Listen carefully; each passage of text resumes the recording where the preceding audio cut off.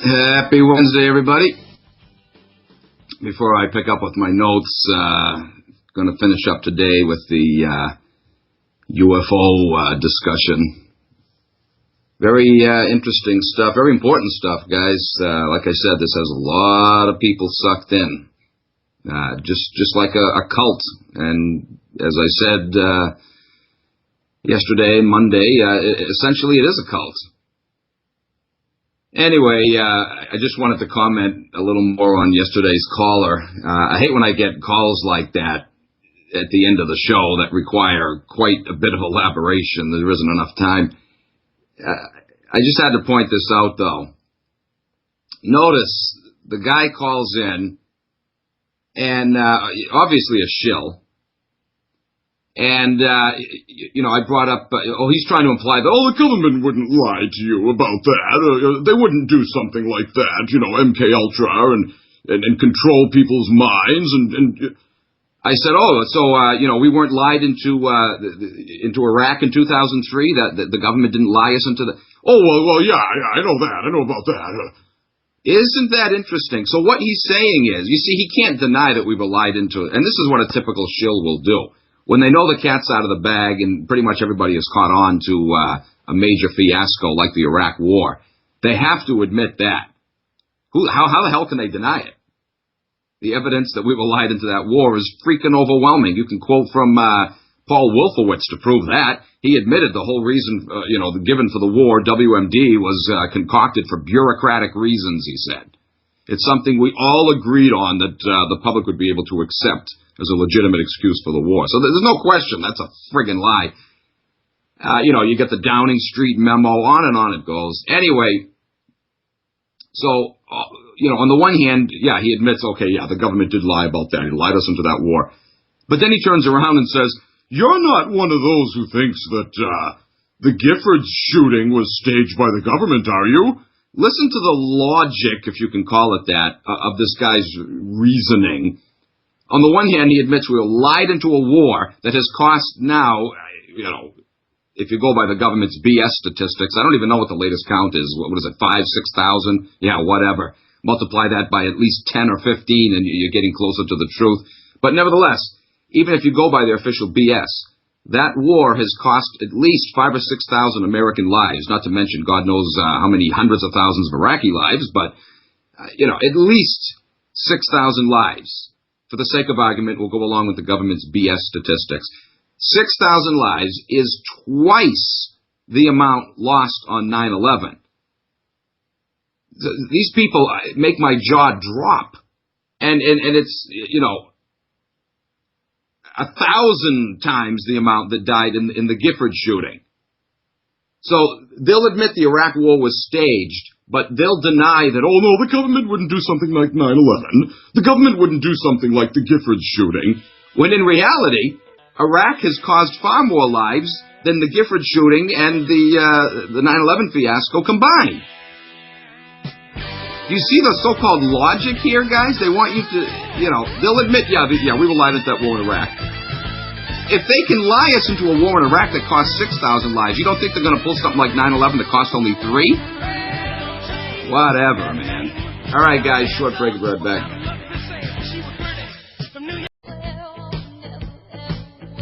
All right, everybody, welcome back. So, like I was saying, guys, it's just so laughable to listen to some of the arguments that are proposed. You don't even have to argue back with them. You just let them talk, and they talk themselves into their own hole. Absolutely ridiculous. And again, to say that, I know we were lied into the Iraq War, but do you really think that they would do something like the Gifford shooting? Like they didn't do Columbine, like they didn't do, the Virginia Tech shooting with Cho there. Go back in the archives and listen to those shows I did last year, guys, or it might have been late 2009, early 2010, whatever it was. No question, government fingerprints all over both of those fiascos. Neither one of them do stand or can stand up to close scrutiny. They're filled with freaking holes. You look at the lies, the cover-ups, The Denver judge ordering that all records pertaining to Columbine be locked up for 20 years. You look at it how, the eyewitnesses, teachers and students who came out and started naming names of other people that they saw that were involved in the shootings, and, one by one they get popped off. At least half a dozen. Oh, it's so unbelievable. Oh, the government would never do that. The friggin' FBI scoundrel that was the overseer of the so-called investigation, guys, his own son was a student at that school. And 2 years earlier, prior to the Columbine shooting, back in 1997, as a student, he made a film for some class project or whatever, which depicted trench coat wearing students touting, firearms, walking through the school, shooting up the school, and then he used special effects to show them blowing up the school at the end of the film, which is exactly what was supposed to happen with the real Columbine incident. They found over 90 bombs planted in the school that were never set off. That was supposed to be what happened. It didn't go down the way that, that it was planned. But everything that was in that friggin' film is exactly what played out 2 years later. And he was the son, the student that made the film was the son of the FBI head investigator of Columbine. Oh, that's not suspicious, is it? What a friggin' psyops. And notice, every time after you have these shootouts, they're always pushing for gun control, gun control, gun control. Which is why I say, and I'll say it again, little Miss Giffords will be coming out soon after she's finished with her miraculous recovery. She's going to be coming out soon, guys, and speaking against guns. I've seen the light now. I used to be pro-Second Amendment, but now I can see how dangerous the right to bear arms is, and we have to do something about it. Look at me. Look what happened to me. Oh, boy. Another Holocaust survivor. Sorry, guys, I don't buy any of it. Any of it. Anyway, oh, you're not one of those who believes, Of course he knows I don't believe that crap. He's listening to this show. Why would he bring that up specifically? Think I'm stupid, pal? Some of these callers, I tell you, man, wish I could reach to the phone and bitch slap them. Anyway, moving on here. Coming back to my UFO notes. According to, let me start off reading the quote I left off with yesterday, just to refresh our memories here. General John Samford, Air Force General, admitted to the New York Times, as I read just at the close of the show yesterday, or just before that bozo caller, he said, "We are learning more and more about radar, which is capable of playing tricks for which it was not designed to do." So, here he is admitting, this Air Force general, that, even back in the 60s, they had this technology to put fake blips on the screen to fool people. So, a lot of these UFO sightings, specifically the ones that occurred in and around Washington in 1952, involved, quite a few of them involved, just simple blips on the screen. They'd suddenly appear and disappear. They dart off at tremendous speeds, hover in midair, it just defied all explanation. And so people thought, oh, these are UFOs. No, guys, they were friggin' toying with people.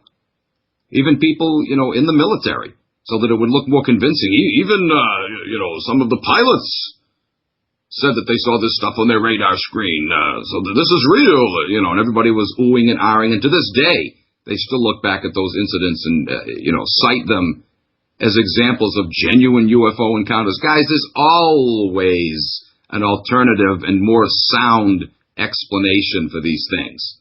You might not like it because you want to believe in the hype. And again, I'm not saying there isn't extraterrestrial life, but, don't be so quick to fall for this chicanery. We've already cited examples, from official government documents, CIA officials and their correspondences from this era. admitting that they wanted to take advantage of the UFO hype. Hell, they created it in the first place, to manipulate the public. And we've already cited some examples of why they would want to do that, to help set the stage like they use everything else for, to set the stage for their tyrannical world government, to sucker you into accepting it, to bring you together, to unite you, just like they did with 9/11, guys. They used 9/11 to unite people behind the very friggin' scumbags that orchestrated the whole damn thing. Oh, I tell you, we do indeed have some of the dumbest asses in this country. We really do. Anyway, according to Ruppelt, who I had quoted from yesterday, just prior to the 1st July 1952 UFO incident over Washington, he spoke with a scientist, quote, from an agency I can't name. Notice, they always got to be obscure. Anyway, this unnameable government agent told him, quote, within the next few days, you're going to have the granddaddy of UFO sightings in Washington or New York, probably Washington. Isn't this interesting? This is just like Finkelstein, the Russian astronomer, stating a few days ago that, we're going to be visited by or make definite contact with ETs in the next 20 years. How the hell can they possibly make a statement like that?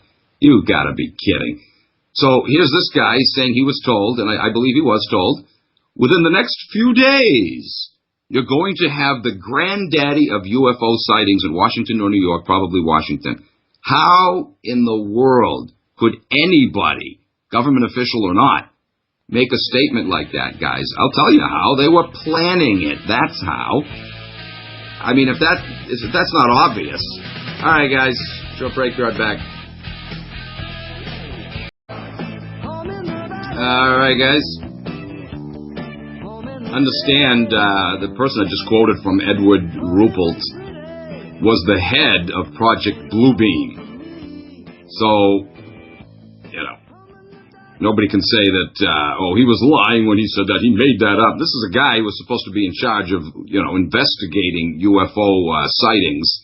He said he himself was told by a government official from an agency he couldn't name that, the grandest of all UFO sightings was going to occur in the next few days over New York or Washington, probably Washington. Anyway, then there was the story of John Lear, a CIA pilot who flew missions over Vietnam. He was the son of William Lear, the developer of the Lear jet.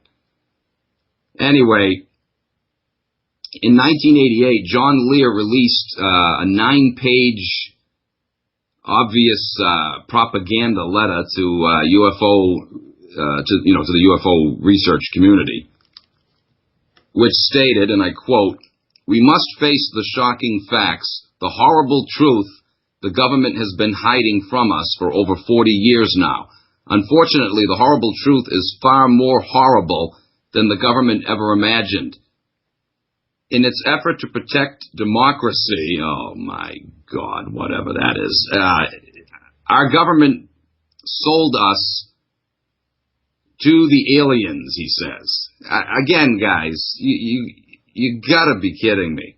The fact that people buy this slop. This is a CIA, or allegedly former CIA operative here at the time. And he released this letter to the UFO community, people who are already suckered into the government's propaganda UFO movement, and now he's telling them, oh, it's even bigger than the government thinks. It's very serious, just to hype up the propaganda. They love this. They sit back and exult. And let's not forget that, the CIA is the ones who brought us, MK Ultra mind control. Something that, according to our caller, last caller yesterday, doesn't exist anymore. It was only done in the 50s, 60s, 70s, and it was only for the purpose of getting information from foreign intelligence agents. He claims that he researched MK Ultra, and then he makes a dumbass statement like that. But don't worry, he knows. Callers like that know what the hell they're talking about. They're just hoping that you don't, and that their dumbass statements are going to sway you, and, He knows the program went far, far friggin' deeper than that. You gotta be kidding. What a joke. Anyway, the quote goes on, this propagandic CIA letter here. And here is how it happened, he says. But before I begin, I'd like to offer a word in defense of those who bargained us away. They had the best of intentions, he said. The horrible truth was known by only a few. They were indeed ugly little creatures, shaped like praying mantises. Oh my God. Again, they must love how gullible people are, that they can just make this crap up as they go along, and they do. I'm sure to some degree he was following a script, but, that they have liberty to, hey, throw in whatever other sugar and spice you think will work, Anyway, they were indeed ugly little creatures, shaped like praying mantises, and who were more advanced than us by perhaps 1 billion years. Gee, that sounds like 6 billion in the Talmud that was said to have been killed by the Roman Empire. Ahead of us by perhaps 1 billion years. Of the original group that were first to learn the horrible truth, he said, several committed suicide, the most prominent of which was General James Forrestal. Oh yeah, he committed suicide, all right. Do a show on him sometime, guys. He had a little assistance in his suicide. Anyway, General Forrestal's medical records, he said, are sealed to this day. Yeah, for that reason. President Truman, he said, quickly put a lid on the secret and turned the screws to fight. Turned the screws so tight that the general public still thinks that flying saucers are a joke. Oh, whatever. I think you're a joke, buddy. Have I ever got a surprise for them? In 1947, President Truman established a group of 12, the MJ-12, of the top military scientific personnel of their time. They were known as MJ-12. Although the group still exists today, none of the original members are still alive. So, again, he's just hyping up the propaganda. Oh, have I ever got a surprise? Unbelievable, man. Unbelievable. And like I said, again, it's not that there aren't former government workers now retired who have come out and blown the whistle genuinely and have revealed, information. But guys, just because someone worked for the government and now it seems like they're coming out and revealing some shocking truth, if you don't know the background of the subject, if you haven't already done your homework, truth is we don't need government admission or, former government employee admissions. It can sometimes serve to buttress an argument, but if the argument isn't already there, if it isn't already sound and well documented, then to have a former government personnel come out and say something, it means nothing. And that's the case here. This is a former government official coming out now, supposedly spilling the beans, right? But if you had been doing your homework and seeing what a fraud the whole UFO movement was from the beginning, and how the government was using it and manipulating it, then to have a testimony like this, it's a joke, it's laughable. You can just write the whole damn thing off before you even read it. You know it's going to be propaganda.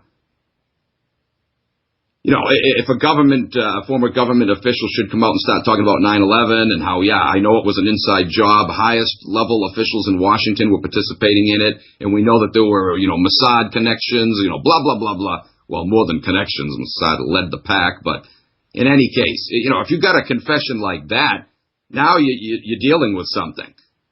And usually you'll find out within 24 hours the guy committed suicide, or his car went off the road and he died, fell over a cliff. You got something there. You can trust that guy's testimony because you've already looked into 9/11 and you know the damn thing's a fraud. But again, admissions like this, people automatically, oh yeah, see, this guy worked for the government, he should know, he's an insider. And now, Come on. Anyway, this letter then went on to say that the aliens and our scientists had cut a deal, apparently communicating telepathically once again. In exchange for some of the aliens' advanced technology, the scientists agreed to ignore their abduction of humans and their mutilation of cattle. Ooh! And people fall for it every friggin' time.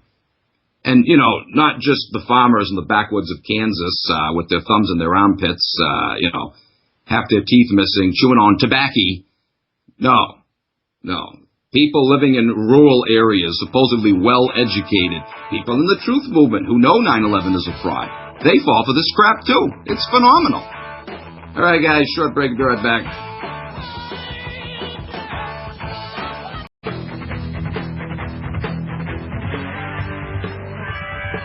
So, aliens, just give us your technology and we'll let you continue to abduct people and, to mutilate cattle. We'll turn a blind eye. Oh, God have mercy, I'm telling you. Guys, I know people in the truth movement fall for this firsthand because I've seen it. I've been in the chat rooms. I've listened to these people.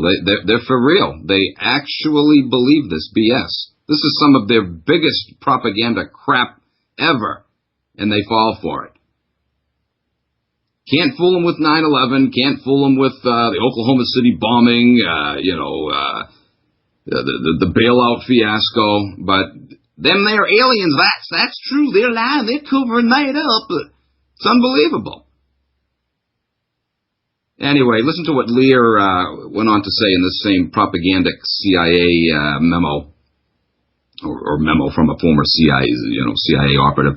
He says the EEBs, or the extraterrestrial biological entities, assured MJ-12 that the abductions were merely the outgrowth of the ongoing monitoring of developing civilizations. So we're just anally probing you to see what the... guys, if their technology is at least 1 billion years ahead of ours, why would they have to anally probe you in the first place? You know, couldn't they just do a high-tech scan, beep, beep, beep, beep, beep, beep, and just by scanning you, they could tell what your insides were like? They wouldn't have to probe you. Couldn't they, remotely monitor your communications and see, oh, we don't want you part of that world. They're run by elite Jew pigs. Let's move on. Come on. Monitoring the development of civilizations. Oh, give me a break. Anyway, he then stated that the EEBs had deceived MJ-12 and that their plans actually included parasitical consumption of human biological matter, the killing of humans who got in their way, and the crossbreeding of human and aliens. And so now you've got people in, again, what's supposed to be the truth movement, actually believing crap like, what's in that movie, They Live, that there's aliens among us. They've cloaked themselves under the guise of humans. But they're really aliens, and they're here ruling the world from a remote planet. And that's pretty much where the Dave Icke lizard crap comes from. It's the same friggin' idea. And all the while, attention is taken away from elite Jew scum, pulling all the strings, cashing in on all of their bailout scams. Oh, no, it's not them, it's the aliens. Don't pay attention to them. No, it's the aliens. Why, it's the Nibiru people. We'll be talking about that more when I get to my Sitchin discussion. What a crockery. Anyway, remembering that the author of this letter was a CIA pilot, let's take a second look at what CIA Director Walter Smith wrote to Raymond Allen, director of the Secretive Psychological Strategy Board. Let's look at what he said to him back in 1952, again, when all this hype was going on, when the UFO movement really got a big boost with these UFO sightings over Washington. He said, I am today transmitting a proposal in which it is concluded that the problems associated with unidentified flying objects appear to have implications for psychological warfare as well as for intelligence operations. So there you go, guys. I read this quote, was I think yesterday or whatever. So, you know, recognizing the CIA saw a great potential in this for manipulating the public, and indeed they're the ones that came up with this whole idea in the first place. Let's pump up this idea of UFOs, and you know, recognizing that, then to have this bozo Lear come around later, a former CIA pilot, and now giving these kind of ridiculous, outlandish disclosures. You're going to tell me that you think there's legitimacy to that? The guys from the very agency that admitted, its top officials admitted that the whole thing was propaganda, let's use it to manipulate the public. Then somebody from that agency comes out and makes these alleged mind-blowing disclosures, and how people can freaking buy this is just beyond me. Anyway, let's also recall that H. Marshall Chadwell, the CIA's assistant director for scientific intelligence at the time, wrote to Director Walter Smith suggesting that they investigate the extent to which the UFO phenomenon could be, quote, controlled and predicted and, quote, used from a psychological warfare point of view. That's all it is. So shame on anybody who claims to be aware that the government's a fraud, they're lying to us, pulling all kinds of fiascos on us, and then turn around and fall for this. He also noted that, quote, a fair proportion of our population is mentally conditioned to the acceptance of the incredible. I had read that again yesterday or whatever. So there you have it, guys. Much of the UFO phenomenon, I'd argue pretty much all of it, if not all of it, from the start, has been a U.S. government-orchestrated fraud. Or should I say, an elite Jew pig orchestrated fraud, because they are the U.S. government. It's all it is. It's all it's ever been, guys. For the most part, 99.99%. And that, you know, the rest of that 0.001% or whatever, probably can be explained in other ways. You know, some local huckster, you know, wanting attention, just like with the Bigfoot footprints, you know, making the phony footprints just to get attention or just to mess with people's heads, whatever. Same thing here, guys. If it's not the government, it's just some other huckster. There's always an alternate explanation. Again, that's more sound, more sensible. I'm not saying that there's never been instances of, you know, genuine attempts at contact with humanity. There may have been. In the distant past, there may have been. Who knows? But again, all I'm saying is be extremely cautious when it comes to this crap, knowing what a psyops the damn thing has been from the word go. Let's take a look at Area 51. This is another thing that has a lot of people sucked in. Deep in the Nevada desert lies this military base that is surrounded by so much official secrecy that the U.S. government has even refused to acknowledge that the darn thing exists. But it's not because they're hiding, you know, a UFO out there or aliens that they autopsied and, you know, they're preserving the remains, or that it's a communications operation talking to the Nephilim on Nibiru or the Anunnaki. Oh, come off it. It's a top secret research facility, guys. They love that UFO crap.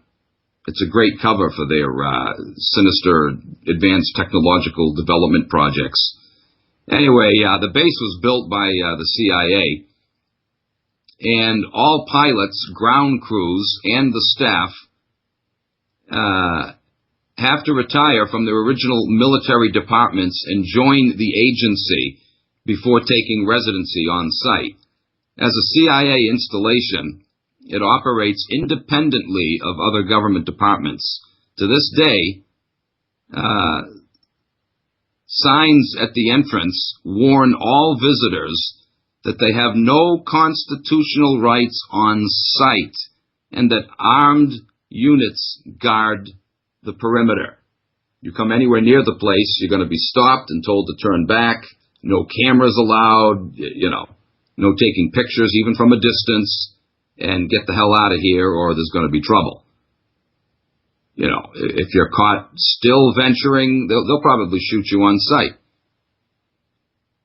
Anyway, it's the UFO world's worst kept secret, and the area is now a pilgrimage point for alien watchers. This is, of course, complete bunk. It's totally ridiculous. Built in the 1950s around the Groom Lake Air Force Base and right next to the Nevada Atomic Test Range, Area 51 was a perfect site to carry out classified aircraft tests. It had a large, flat surface, perfect for laying runways. Anyway, guys, I'll pick up there after the break. Stick with us.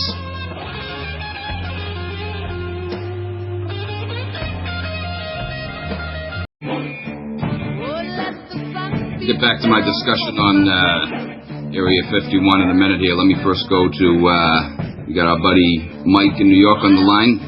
Mike Anthony. How's it going, Mike? Hey, good morning, Charlie. Good, thank you, sir. And, Charlie, just want to cover some stuff here with you. Of course, extremely interesting topic, and there's so much to it. Regarding Area 51, in the middle 90s, there was a video released by a guy named Nokorio Hayatawa, something like that. I have to double-check that. It's probably on YouTube. And yeah, one of those difficult to pronounce names, and I've seen it. Yep, and the whole video presentation was mainly just him speaking about Area 51. Was kind of boring until the very end. Then it was worth the price of admission because they sneak in to a high-altitude area where they could view the reports of unusual aerial phenomenon occurring there at night, late at night. Over the mountain ranges of Area 51. And they filmed it, and you see a plasma-like glowing object appear suddenly above the mountaintops, and it had a very elastic-like type of aerial maneuvering, where it was in one position in one moment, then all of a sudden in another position at another moment. You really don't see it. It moves so quick to that other position, I consider it like an elastic ability, and then it would be back in the original position again, so quick, like an elastic maneuver, like a rubber band snapping back in place. And so there's something going on there way back then for sure. And with this alien stuff, now I don't deny there's stuff going on there. Of course there is. It's a government base. Yeah. They do top secret research. Yeah, sure. That's right. And it includes this kind of technology for sure. And with those photos I sent you with the old Nazi time frame with what they developed with anti-gravity crafts and various designs. And now with the aliens, that gray type. You go back to some old Egyptian tombs that were uncovered, and they have on their walls the pictographs displaying various scenes. And in some of the drawings, you'll find modern-day helicopters, submarines, etc., and UFOs, some kind of disc flying, and a gray alien. And so that is worth noting. And now, back in the 70s, when the gray alien topics were all over the place, when UFO activity was becoming more of a dark type of topic where, in the 40s and stuff, it was very light. Everybody was saying how it's all beautiful, they're beneficial, and all that kind of stuff. And all of a sudden, by 50s, 60s, 70s, it starts to become a dark topic with aliens, and they're all evil and stuff like that. And so then the Greys by the 70s, a lot of work on the Greys. So one day there was a book around at the time, I don't remember the name of it, and had an illustration of a Grey on the cover. And I let a friend of mine who was a young wife at the time with a little baby, maybe around 7 years old at the time, living in a little city, urban area. And she got back to me after having the book for a little while. She said her little daughter, around 7 years old, as soon as she's seen the cover of the book, she goes, "Oh, Mommy, look, the doctor." And I'm like, holy geez. So I asked her some questions, and she goes, "Yeah, Mike," she says that she's seen that entity land in a craft in their backyard, which is an urban area. So I'm like, now how could this thing land in a backyard without anybody else seeing it? Number one, it's incredible. But number two, how could this little girl at 7 years old recognize this drawing as the quote-unquote doctor at 7 years old with no exposure from... Well, again, Mike, you could be looking at another MK Ultra victim. She was probably molested and, subjected to all kinds of abuse by so-called aliens. This stuff goes on all the time. Yeah, Charlie, now that's definitely a possibility. And I'm just keeping this open. That's what I'm saying. Before we're too quick to jump to the sensational, let's look at the history of MK Ultra, what they've done to people, and sometimes for no other reason but to propagate this idea of phony UFO encounters for a future manipulation of the public, mass manipulation with a faked, UFO visitation.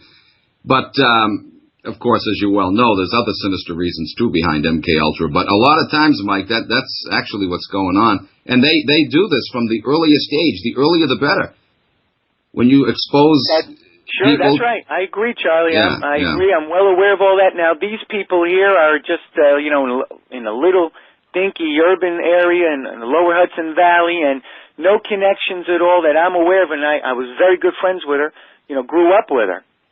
And no connections that I'm aware of in any way to any kind of government agency or anything through her parents or anything, or her husband at the time.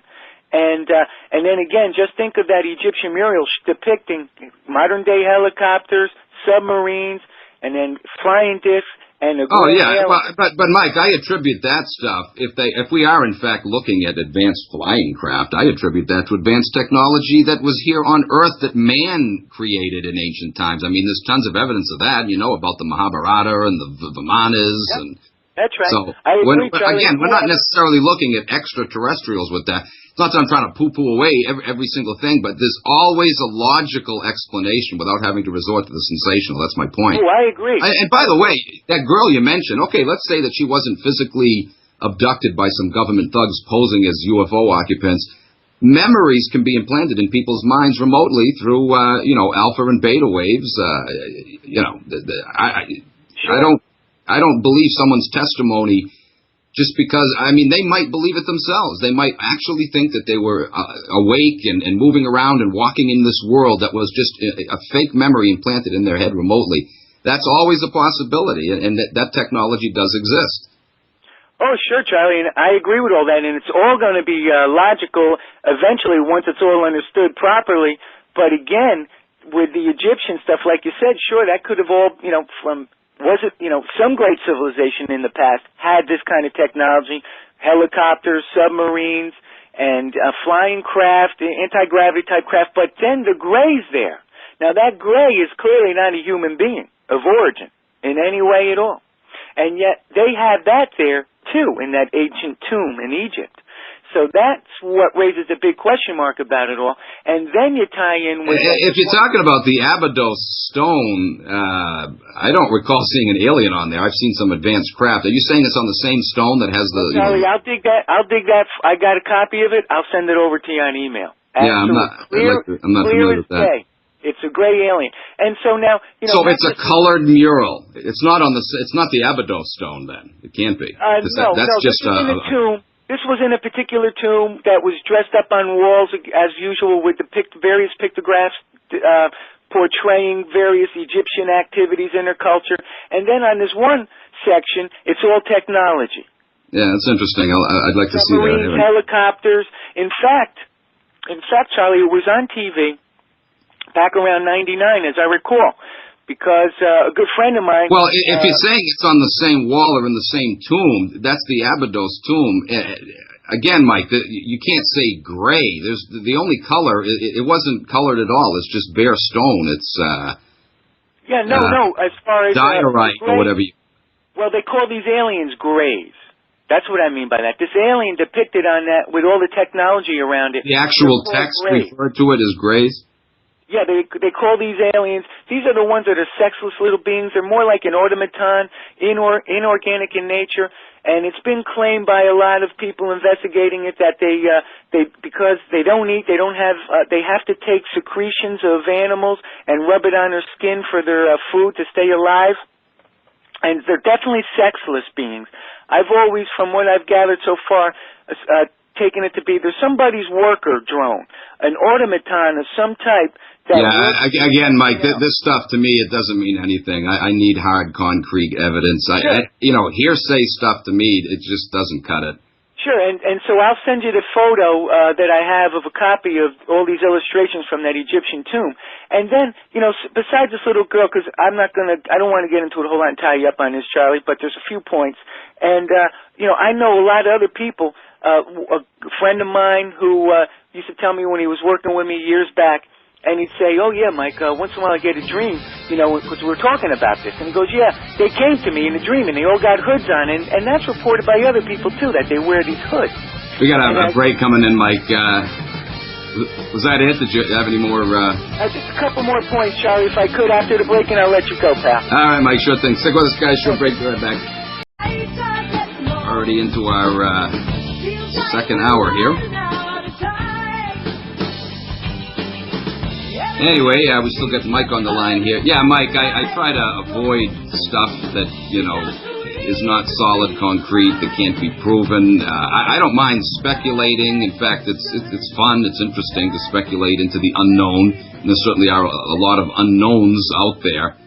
But when we're dealing with, personal testimony, he said, she said, he saw, she saw, I'm just not it's not gonna get my endorsement. Understood, Charlie, and I'm just using this as more interesting info that is associated with this unusual topic, and I agree. I'm not, it's definitely up in the air still, but there's a few other points I'm going to make on a couple other topics that are concrete, and I'm going to get to that quick, but even again with these grays, a friend of mine, and he was telling me, oh yeah, they come to me and Mike, and they lay out on the table and stuff, and they're very friendly, and I said, hold on, man, they're no good, they're nothing but trouble.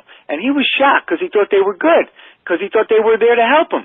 And so I said, nope, they're nothing but trouble. Next time you see them, you call on the good Lord's name and watch him disappear. And the next time I was within about a month, he told me. He had another dream. They came to him. He called on the good Lord's name. He was just discovering the good Lord at the time. He said they took off like thieves in the night. Now, I wish that would work with the elite Jew pigs running our government and our whole world. It will if we use it properly, because that's why they hate him so much and despise him and try to get us to turn our backs on him, because they know his power is invincible. Now, Charlie, with the Washington, D.C. incident, it's not just radar blips. That was documented. I'll send you a photo. I have a photo of them appearing over the camera. Oh, yeah, I know. It was all kinds of stuff. Yeah, visual. But again, Mike. There was more than just blips on the radar screen. There was visual. There was visual evidence. Yeah, and there was also the statement made by the head of Project Bluebeam saying he was told, or Blue Book or whatever, he was told that there was going to be a major event coming up in the next few days. I mean, Mike, if you can't see government fingerprints all over that, Yeah. And now that's right, Charlie. But that's right. And now you got Admiral Byrd coming back from the South Pole in '47 with his tail between his legs after going down on a major military expedition, looking into some strange behavior activities down in the Antarctic.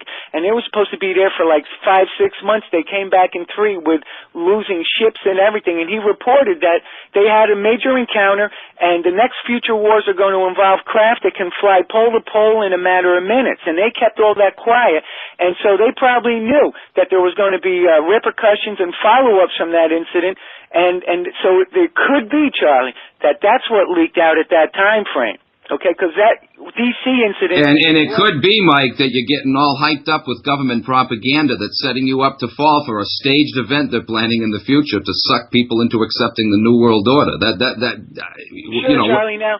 Well, now just imagine that they're going to do a blue beam on us like that. Now, is anybody going to say, really believe, oh yeah, that's Jesus, that's Muhammad, that's Moses coming down. Oh yeah. A dime a dozen, no. those kind of people. Charlie, oh yeah, Mike. Mike, we have some incredibly. Don't underestimate the stupidity of your average dumbass out there. Anyway, we got a break coming in. We'll be right back.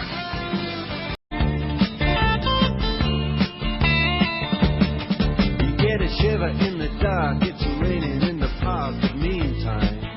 All right, everybody, welcome back.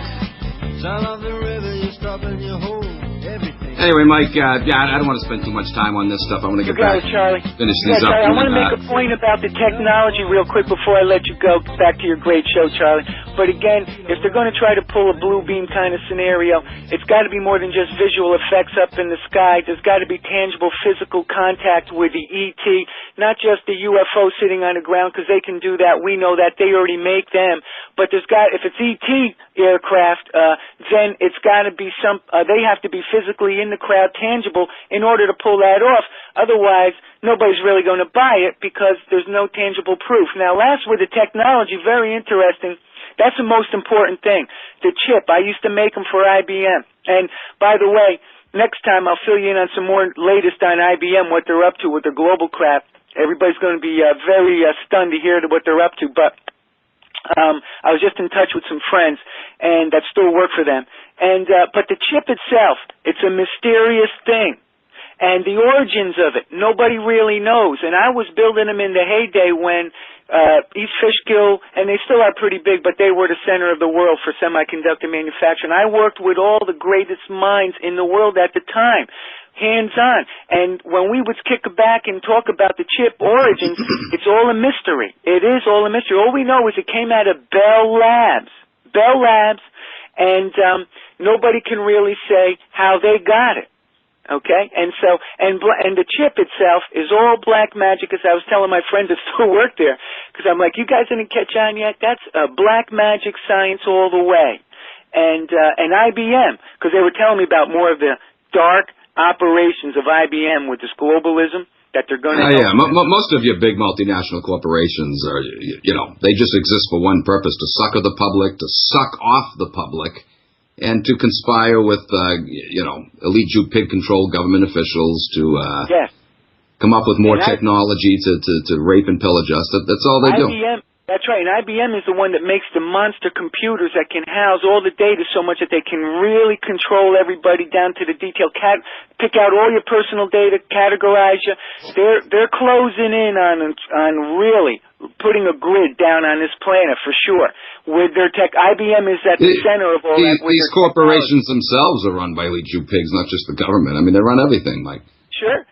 But it's through this technology, this black magic technology, that they're able to pull off this evil globalist agenda. Without that, they couldn't do it. So IBM is the center key for all that to happen. And they were there for Hitler with the Nazis as well, IBM and the Holocaust. So there is something to all this, Charlie. And I'll let you get back into it. And later on down the road, when I get some more stuff together, I'll present it to you. But I will send over those photos I just mentioned, copies of those photos. Yeah, the Egyptian stuff, sure. Check that out. All right, Mike. Thanks a lot for the call. Have a great day, Charlie. God bless, pal. You too. Bye-bye.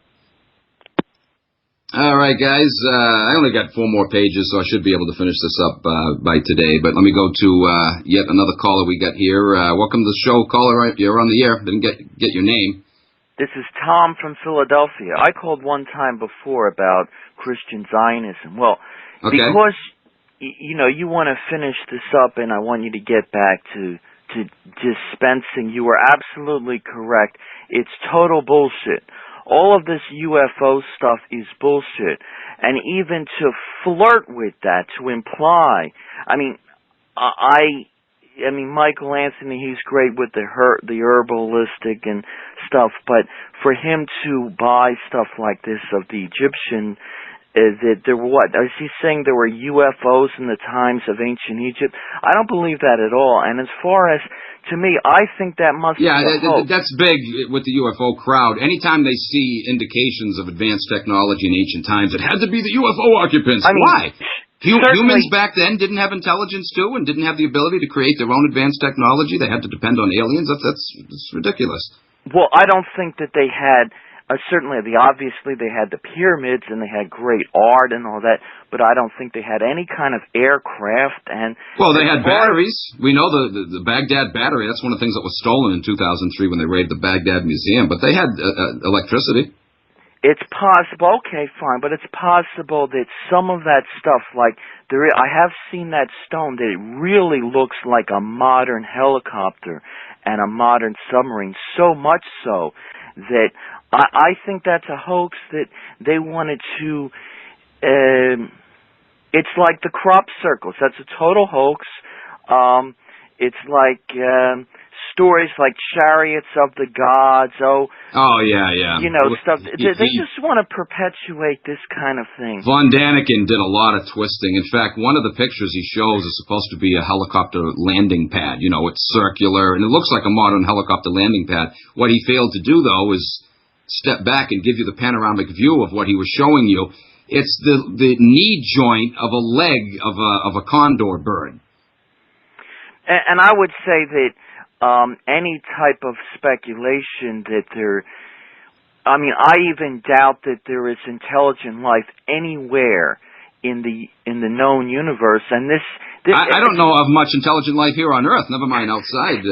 And you might think that's a depressing thing to say, or that's outlandish. There's some millions and millions or billions of stars, and there must be. How can you say that there's billions of stars? But if you want to believe in evolution, not that I want to ram that down, but there's a lot of things in the human species, like, for example, women, there wouldn't be... I'm willing to concede that there's most likely... Oh, I'm not, because there's so many things in the human species that almost have died off, because things like women dying during childbirth, that is a very severe disability for any species to have, and that's a threshold that it would be very difficult for any species, and this is a necessary thing, because the brain has to be very large, and it has to go through a very narrow womb, and then the woman has to walk.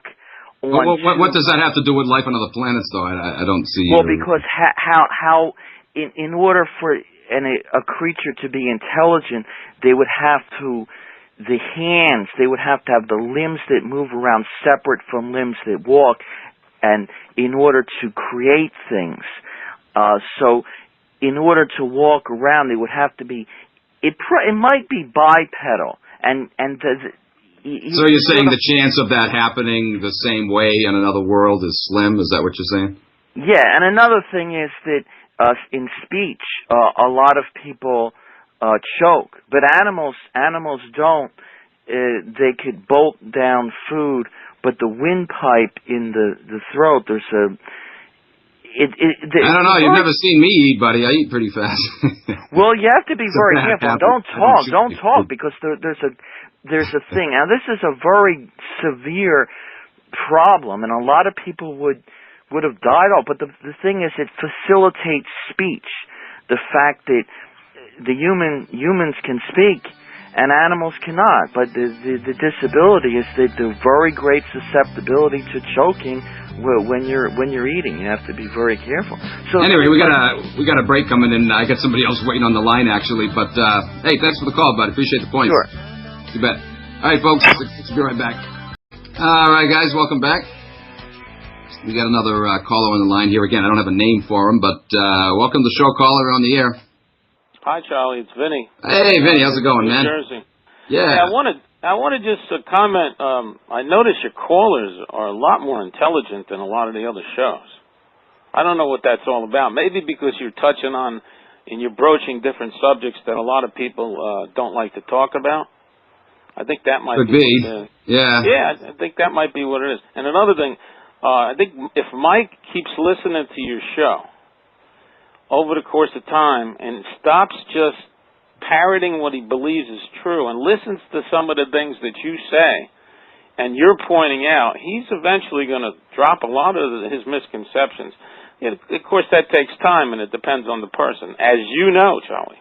Oh, yeah, been there. As you know. Well, not with the UFO thing, but the Bible thing, been there. But, yeah, that's the thing. But the thing about the UFOs, you're absolutely right about the way you look at it, because it's very important that our owners keep us believing in these crazy notions, because then, anything that comes out there, they could just use that as fuel to keep us enslaved. But you ever notice the people who say they believe in UFOs, even if they didn't, and you could try this, anybody that tells you this, because I've done this, if they say, yeah, I believe in UFOs, I think this is true, and you say, hey, why don't we show you something, bring them outside and show them the chemtrails in the sky and say, hey, you never noticed these things? And they go, what do you mean? So now my point is, here you have cases where people are actually faced with something physical and you could have visual, and they can't come to grips with it. But because somebody said, or this show said something about a light in the sky, oh yeah, right away, these are aliens that came down here, and people forget. Jump to that conclusion. People forget in our society there's this thing called the profit motive. And, I heard you say you used to collect old ancient coins, and I'm a collector too, and counterfeits are a big problem. Oh, yeah. Yeah, so you have to be really careful with anything that comes out that somebody says, hey, look at this, there's this here. I mean, how many of those things, somebody writes a book and he may make $1 million on it. And it's because he's selling a bunch of crap. And, right. It's sad but true, because there's always somebody, who was it, P.T. Barnum said there's a sucker born every day? Yeah, some of the biggest salesmen are the biggest frauds. Yeah, they're only able to sell, not because the product is good, but because they're good at suckering people. Yeah, and the thing is, with your shows, is what you're doing is you just show us, hey, check it out, look at all this stuff. You make up your own mind. I'm not gonna tell you anything. Just here, keep looking at it, and eventually you yourself, you may think differently about something. There was a person who called in a few days ago, because a lot of your shows I listen on podcasts, just because it keeps me entertained while I have to work. But he said that he mentioned something about the supernatural, and he mentioned some instances that you had in your own life. And all those things are personal, and sometimes we make sense out of them, and sometimes we can't. But one of the things he said was, and I don't remember the caller's name, but he said that, are we in denial? Like people like me, am I in denial in any of this stuff? And it's not that we're in denial, because, like I've said about other things, I wish they were true. There's all these things. You know yourself, you wish the stories you were told about religion were true. Well, I think all of these little subjects would be great if they were true, but the difference is we used to think that way. Like you used to think the way that person who called in thinks. And now you're a skeptic, and you go, maybe not. It may not be quite that way.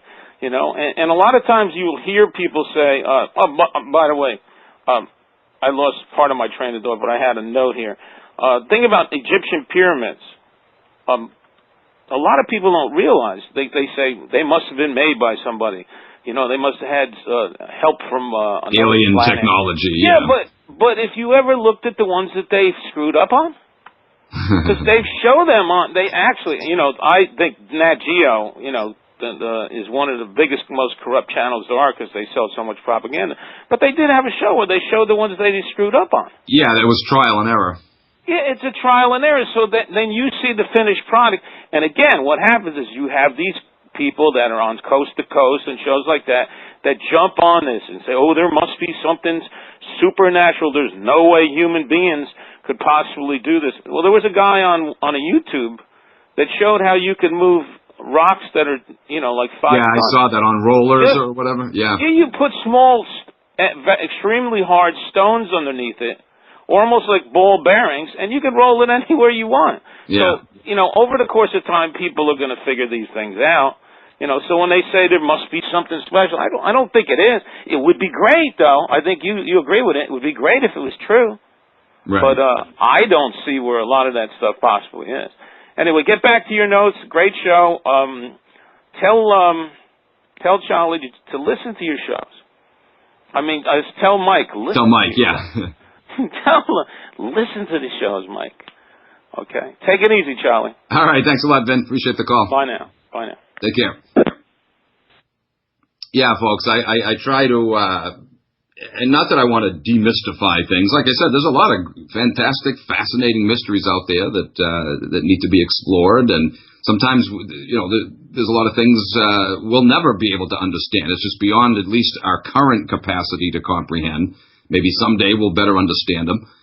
But when it comes to the sensational, stuff that's otherworldly, when the evidence isn't there, and in fact, when there's evidence to the contrary to show that not only is it not the conclusion that you'd perhaps like it to be, but in fact, the evidence, points in another direction, i.e., government propaganda, manipulation, it's obvious where you need to go if you're going to employ just basic common sense. It's like the problems I pointed out with the Bible. As much as you don't want to go there, if you actually, instead of sweeping under the rug or turning the other way and ignoring these problems because they don't jive with what you want to believe, if you can get beyond that, the point from what you want to believe and get to the point where you're now accepting what you need to believe. Wanting and needing are two different things. You might want to believe something, but if you really are interested in the truth, now you're dealing with what you need to believe, because the fantasies you want to believe might actually be screwing you up or screwing other people up. And I would argue ultimately that that's what all lies do. They screw you up in some way or other. They're holding you back. They're holding you down, bringing you down. You got to come to a point eventually, if you are a sincere seeker of truth, where you divorce yourself from the want to believes and will only cling to the have to believes. I guess is how I want to put it. And so it is with the UFO movement, guys. This is why, I have to point out, it's very much like a religion.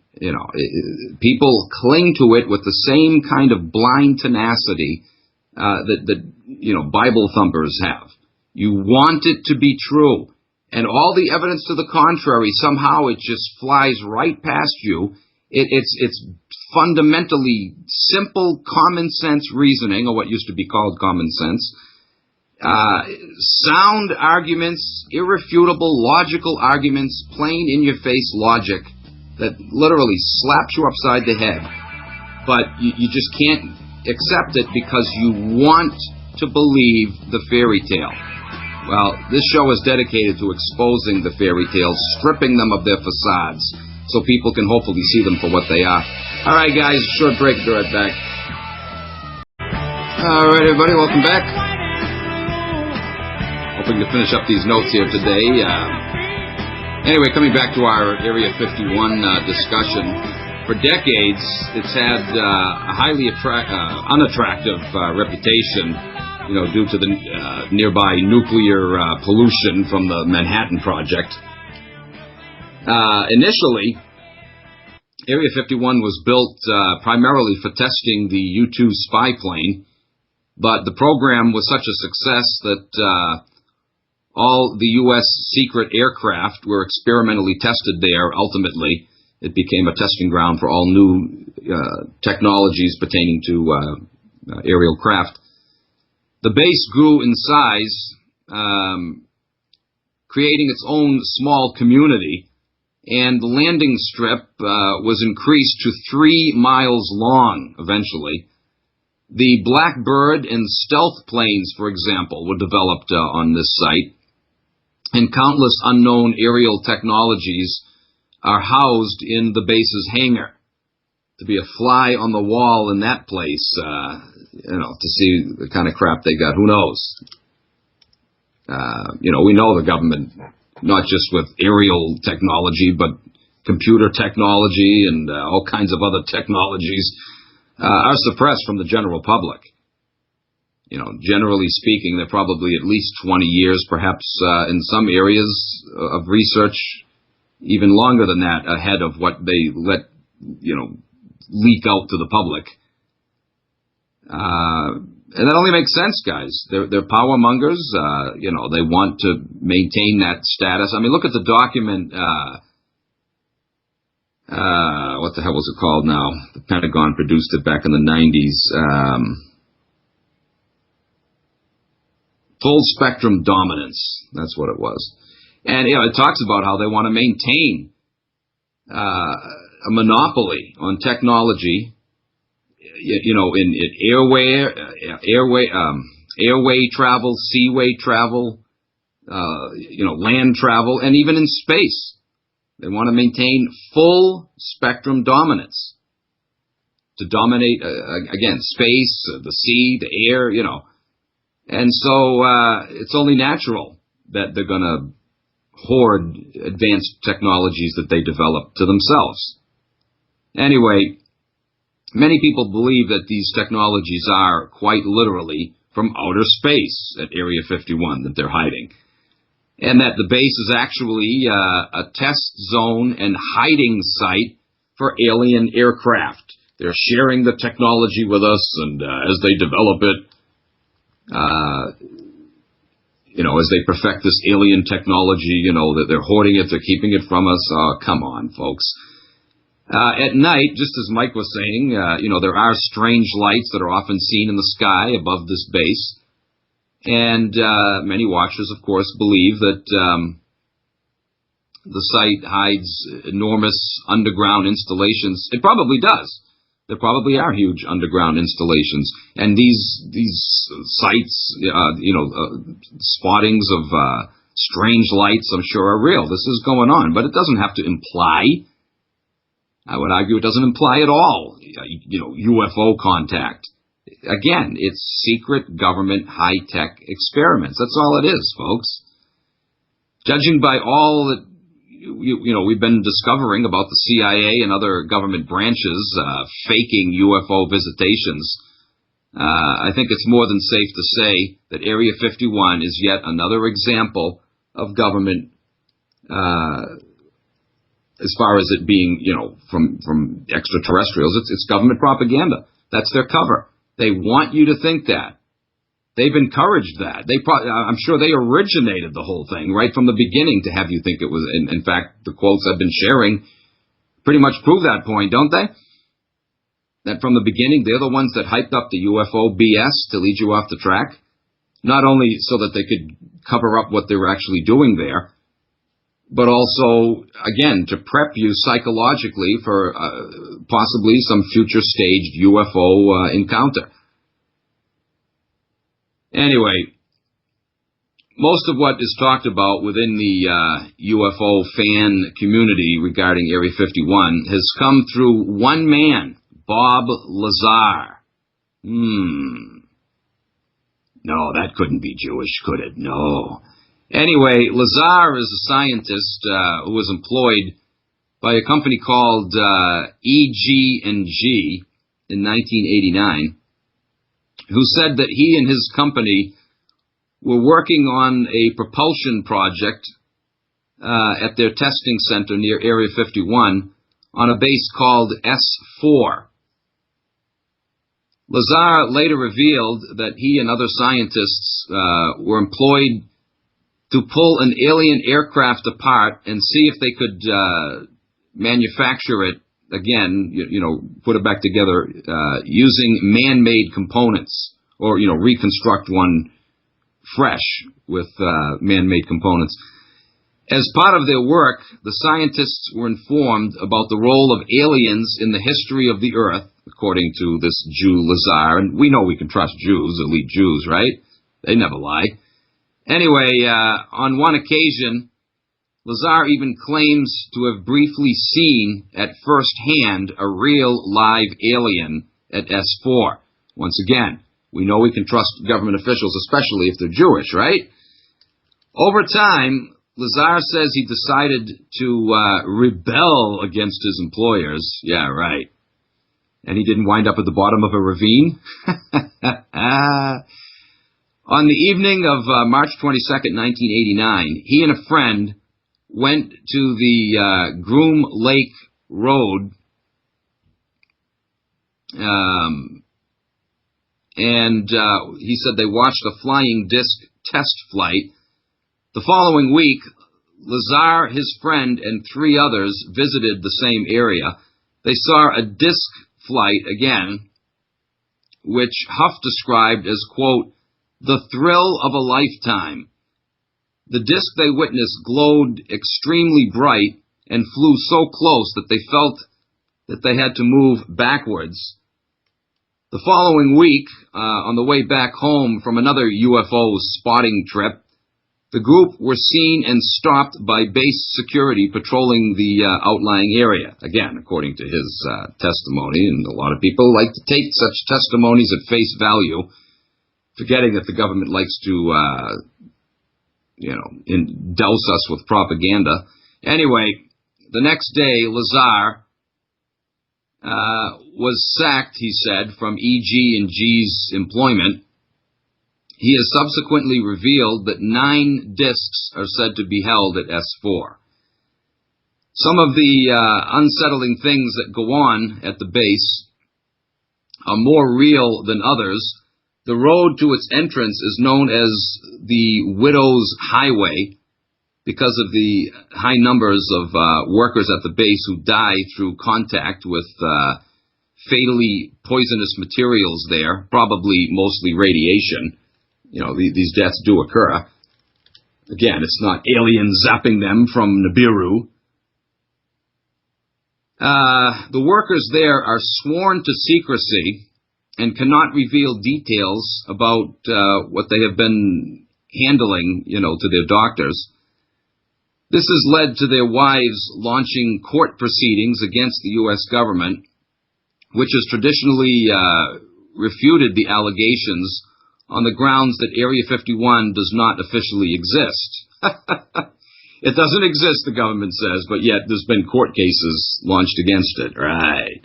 Anyway, a statement made in January of 2001 by President George W. did refer to the, quote, operating location near Groom Lake, which is the first official recognition of Area 51 that we've ever gotten from a high-ranking government official. So there you go, guys. Bush also said that the site was exempt from environmental disclosure requirements. So the widows are still fighting their case. Exempt, guys. Can you imagine? In other words, they can poison the environment all they want, and it doesn't matter because they're exempt from ever having to even disclose what goes on there, let alone any legal proceedings being brought against them. You can't bring legal proceedings because they're exempt from disclosure. Can you freaking believe it? Anyway, in either case, it doesn't matter. At least we now know from Georgie Boy. Whether that was deliberate or not is anybody's guess, but he did admit the existence of a facility there, so, so much for the government denying its existence. All right, guys, a short break. I'll be right back. All right, everybody, welcome back. Well, as it turns out, I might not finish these notes today, but that's all right. I just got a few more pages. I do want to cover it, though. In fact, the next part of the discussion I'm going to go into probably won't be till tomorrow, will be Roswell. No coverage of this subject would be complete without mentioning Roswell. So if I don't get to that today, I'll finish up with that tomorrow, and then we'll go off on to talking about our good buddy, Mr. Zecharia Sitchin, who has a lot of people sucked in with his propaganda. Considering the fact that he's Jewish, that shouldn't surprise us, should it? Another elite Jew pig suckering in otherwise intelligent thinking people. Anyway, we got another caller here. Wayne in Florida is on the line. Welcome to the show, Wayne. Yeah, I'm just listening now. Okay. Okay, sorry about that. Okay, I guess he wasn't calling in to comment. Hard to tell sometimes. All right, guys. I guess I will get into the Roswell thing then. At least start this discussion. I don't know if I'll finish it. Through the hazy black and white footage, the relaxed shape of a bloated, swollen-headed, six-fingered humanoid figure can just be viewed. I'm talking, of course, about the famous alien autopsy that was allegedly conducted at Roswell. This is, or at least has been used, and still is, by a lot of the UFO crowd, even though a lot of them have now abandoned it because it's been revealed completely as a fraud. But there's still a lot of people that think it's genuine, that this footage of this alleged autopsy is real. It was totally staged, guys. All props, a rubber dummy with, friggin' grape jelly to use for the guts of the thing as they were cutting it open. It's unfriggin' believable. Anyway, the grainy scene, again, very poor quality film, so you can't see any details too good. You try to zoom in, and you just get like snow on the screen. You can't zoom in and get any detail. That was done deliberately. Anyway, the grainy scene is a bizarre image of death as the pathologist cuts into the alien's skin. Could this be the most incredible evidence ever uncovered to prove that something, out of this world really did land at Roswell over 50 years ago, or over 60 years ago now? On July 7th, 1947, the wreckage of a strange vehicle and some non-human bodies were allegedly found in the Foster Ranch just outside Roswell, New Mexico. The next day, a press officer for the Roswell Army airfields was happy to announce to the Roswell Daily Record that the 509th Bomb Group, an elite section of the Air Force, had salvaged an alien vessel. This is what he said. Oh, no, this wasn't government psyops, government propaganda. No, no. Immediately, his words were refuted. The U.S. 8th Air Force's commanding officer, General Roger Ramey, said that they had actually recovered an experimental balloon. Interesting. The government couldn't get its own story straight. Ramey's explanation was quickly adopted as the official line through the following years, and this technique of outright denial would continue to be championed by government officials questioned about flying saucer stories. Again, guys, if you ask me, both parties were in on the scam. The one denying, the one making the claim, both of them were lying, but it was all designed to manipulate you so that you thought that when they were denying it and saying it was just a weather balloon, that they're just trying to cover it up. This one guy is an honest whistleblower. Guys, it's complete freaking manipulation.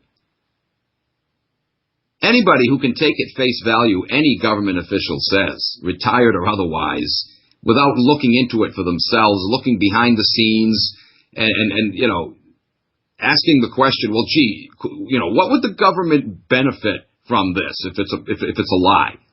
That's the first question you want to ask yourself. Is it a lie? Not, oh, wow, this is fantastic. This disproves this idea that I've had for a long time now. No, the first question you have to ask when you get government information like this from government officials is it a lie? Not is it the truth, or not to assume it's the truth. Is it a lie? And if it is, why would they tell it? How are they benefiting from it? Have they lied about stuff like this before? Have they lied about anything before? I mean, come on. Once you're familiar with their MO, you know it's a lie before you even look at it. And sure enough, when you look at it, you discover, yep, there you go. Only can you see that, though, if you don't have preconceived wannabe ideas, preconceived ideas that you want to believe. Or if you have preconceived ideas that you want to believe, only if you have the ability to let go of them and not hold them in such a cherished fashion that you want to believe them, you don't want to let them go. If you have the ability to let go of cherished beliefs in wake of the truth, able to admit that, gee, what I believe might not be true. I have to have an open mind. But if you start with a premise, you can always find information out there, no matter how ridiculous it sounds, that will seem to buttress your premise, and you'll be satisfied with that. Well, this was a government official. He's an insider. He would know. Come on, folks. How do you tell when a politician, or in this context, a government official, is lying, their lips are moving? You've heard that joke. Well, it's not a joke, it's true. Anyway, this episode sparked a consistent stream of UFO sightings, particularly around remote U.S. Air Force bases. And I gotta marvel, people in the truth movement talk about strange sightings in areas where there's known, Air Force or other military-type bases. Of course you're going to see strange stuff going on there. But to interpret it as, UFOs? Why are UFOs just going to hang around government bases, guys? You got to freaking be kidding me. Give me a break. Sites such as Area 51, as I mentioned, and the government's denial of its existence led to suspicion and conspiracy theories, as always. The 1947 Roswell incident has never quite left the public consciousness. In 1994, a New Mexico congressman instigated an inquiry into the affair, or what was supposed to be an inquiry, what many believe to be. Anyway, the investigative department of the U.S. Congress, known as the General Accounting Office, the GAO, discovered that many relevant U.S. Air Force documents had gone missing or had been destroyed. And so immediately the UFO crowd will say, oh, they're covering up alien contact. What they're covering up is their secret high-tech experimental programs, ladies and gentlemen, and at the same time helping further to buttress the delusion of the UFO crap to not only serve as a cover for their high-tech experiments I don't want you to know about, but again, to sucker you more into that phony fantasy world so that you'll not put attention on real enemies that we have right here on our own soil, and your attention gets focused, in outer space. They're the ones controlling everything. They're doing this to us. If we're ever going to get free, of their clutches and win back our liberties, we've got to attack Nibiru someday. We've got to deal with the Nephilim and or the Anunnaki. Oh, it's so disgusting, guys. How about we replace the word Anunnaki with Ashkenazi? How's that one? Anyway, the GAO also came to the conclusion that it was indeed a weather balloon that had been recovered from the Foster Ranch, and the bodies there were in fact anthropomorphic dummies. Case closed. Well, that probably is exactly what went on, guys, but nevertheless, they love to play this game because they know the UFO crowd is going to say, no, they're just lying, they're just covering it up. Either way, their purpose is served.